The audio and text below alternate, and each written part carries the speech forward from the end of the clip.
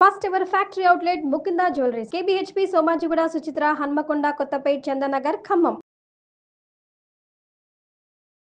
Mukunda jewellers సమర్పించు కార్తీక మాసం special episodes కి స్వాగతం. అమ్మ నమస్తే. నమస్తే అమ్మా. అమ్మ కార్తీక మాసం వచ్చేస్తోంది. అవునమ్మా. ఈ మాసం మొత్తం ప్రతిరోజు కూడా అంటే ప్రత్యేకించి పూజ చేసినా చేయకపోయినా మిగిలిన రోజుల్లో కార్తీక మాసం మాత్రం ప్రతిరోజు దీపం పెట్టుకునే అలవాటుని విధిగా కొంతమంది పెట్టుకుంటూ ఉంటారు కదమ్మా. ఈ మాసం యొక్క విశిష్టత. కార్తీక మాసం హరిహరులు ఇద్దరికి ప్రీతిపాత్రమైంది. అంటే విష్ణువుకి శివుడికి. విష్ణువుకి ఇష్టం గనక లక్ష్మీదేవికి ఇష్టం, శివుడికి ఇష్టం గనక పార్వతీదేవికి ఇష్టం, శివపార్వతులకి ఇష్టం గనక వారి కుమారుడైనటువంటి కార్తికేయుడికి ఇష్టం. ఈ నెల పేరే కార్తీక మాసం, అంటే కార్తికేయుడికి సంబంధించింది. కృత్తికా నక్షత్రం ప్రధానంగా ఉండేటటువంటి నెల. పూర్ణిమ నాడు కృత్తికా నక్షత్రంలో ఉంటాడు సూర్యుడు కనుక అటువంటి మాసం కార్తీక మాసం.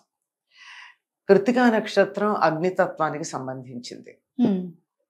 ఈ నెలలోనే అగ్నితత్వానికి సంబంధించిన నక్షత్రం రావడంలో ప్రత్యేకత ఏమిటంటే ఇది ఎక్కువ చలి ఉండే కాలం. అవును, ఎక్కువ చలి ఉండే కాలంలో వేడిగా ఉండే నక్షత్రం ప్రభావం ఉంటే చక్కగా జీవులందరికీ సుఖం కలుగుతుంది. కనుక కార్తికేయుడిని ఆరాధించి కృత్తికా నక్షత్రాన్ని దర్శించుకున్న రోజు తత్సంబంధంగా దానికి సంకేతంగా దీపం పెట్టుకోవడం చాలా ప్రధానమైనటువంటి అంశం. కనుక ఈ నెలలో తప్పనిసరిగా చేసే పనులు ఏమిటి అంటే సూర్యోదయానికన్నా ముందే బ్రాహ్మీ ముహూర్తంలో చన్నీళ్లతో స్నానం చేస్తారు. తల మీద స్నానం చేయాలి. మాసమంతా చేస్తారు. సాధారణంగా వాటి కార్తీక స్నానాలు అని పేరు. అవునమ్మా. ఈ స్నానాలు సాధారణంగా నదుల్లోనూ చెరువుల్లోనూ బావి నీటితోనూ అట్లాంటి వాటితో చేస్తారు. ఎందుకు అంటే అగ్ని యొక్క లక్షణం వరుణుల్లో అప్పుడే ఉంటుంది ఈ మాసంలో. కనుక ఆ వేడిమి ఈ చలికి సరిపోయి ఆరోగ్యం బాగుంటుంది. ఇది మొదటి. ఆ తరువాత కార్తీక దామోదరుని పూజిస్తారు సూర్యోదయానికన్నా ముందు. తులసి దగ్గర దీపం పెట్టి తులసిని కార్తీక దామోదరుణ్ణి పూజిస్తారు. సూర్యోదయం అయిన తర్వాత చేసే పూజలన్నీ శివుడికి చెందుతాయి. ఓహో, సూర్యోదయానికి ముందు విష్ణుమూర్తికి కార్తీక దామోదరుడు అన్న పేరుతో ఉంటాడు. పైగా స్నానం చేసేటప్పుడు కూడా నాకు స్నానం చేయడానికి అనుమతి ఇవ్వమని విష్ణువునే ప్రార్థించి స్నానం చేస్తారు. ఆ తర్వాత చేసేటటువంటిది శివుడికి. అందుకని ఆ తర్వాత మనం ఇంట్లో మామూలుగా దీపం పెట్టుకుంటాం. చాలా మంది శివుడికి అభిషేకాలు చేస్తారు. అది ఏకవారం కావచ్చు. అంటే ఏకవారం అంటే ఒక్కసారి మహన్యాసం.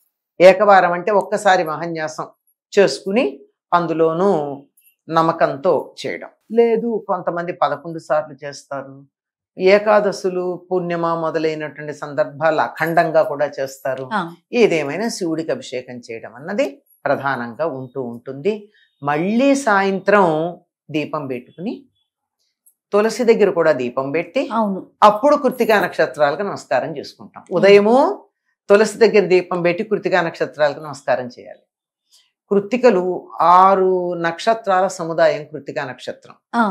సప్తఋషుల భార్యల్లో అరుంధతి తప్ప మిగిలిన 6 వాళ్ళు. అలా నమస్కారం చేసుకుంటాం. ఇది కార్తీక మాసంలో తప్పనిసరిగా అందరూ చేసేటటువంటిది. దీంతో పాటుగా పాటించే మరొక అంశం ఏముందంటే ఉపవాసం. ఖచ్చితంగా ఉపవాసాన్ని నియమాన్ని మనం పాటిస్తాం. ఆ ఉపవాసం ఒక్కొక్కళ్ళు ఒక్కొక్క రకంగా చేస్తారు. అందరూ ఒకే రకంగా చేయరు కదా. ఉదయం అంతా ఉండి సాయంత్రం కొంతమంది ఏమో నక్తం అని అంటారు.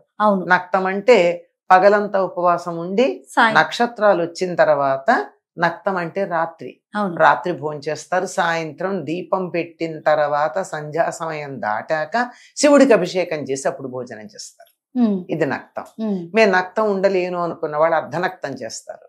అర్ధనక్తం అంటే 2:30-3 ప్రాంతాలు, అంటే సూర్యుడు ఇలా పడమటి వైపుకి తిరగడం మొదలు పెట్టాక అప్పుడు అర్ధనక్తం చేస్తారు.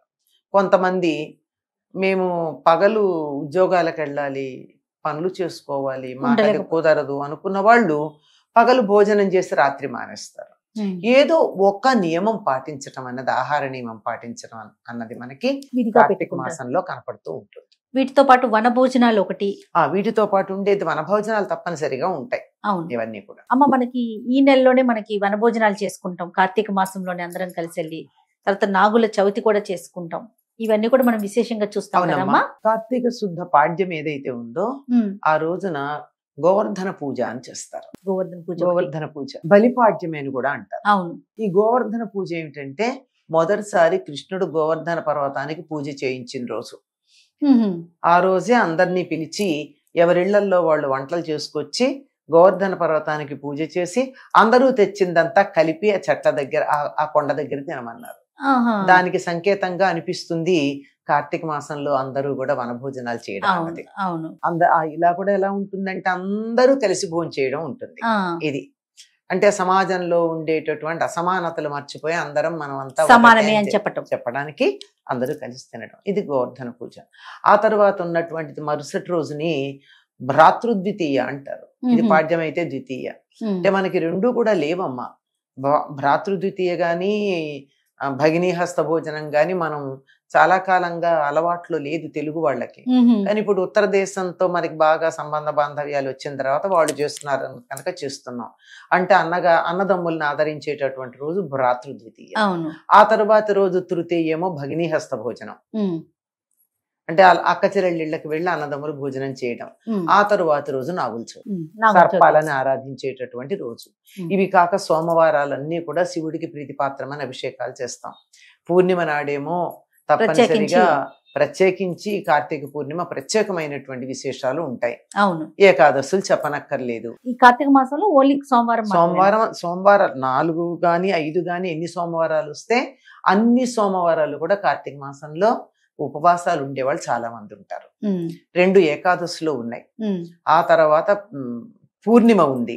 ఇవి కాక గోపాష్టమి అని చెప్పి తరువాత వస్తుంది ఒక అష్టమి.